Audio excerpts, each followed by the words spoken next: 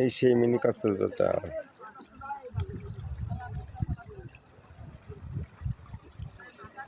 নৌকায় করে পার হচ্ছে এখানে টিকরখালী উজগ্রাম ব্রিজ এবং রাস্তা সংলগ্ন চারিপাশেই থই থই পানি, সব কিছুই ডুবে গেছে এবং প্রচুর পানির স্রোত এখানে আমরা লক্ষ্য করছি এবং অনেকে মাছ ধরছে জাল ফেলে। এই নৌকায় পার হচ্ছে।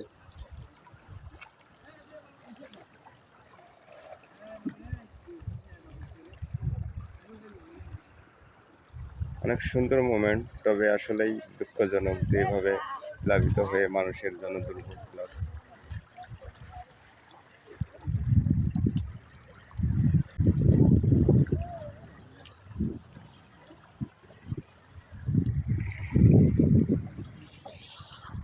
কৃষকের অনেক ক্ষতি হচ্ছে এখানে, মানুষের জনদুর্ভোগের সাথে কৃষকের অনেক ক্ষতি, এটাই মেইন সমস্যা।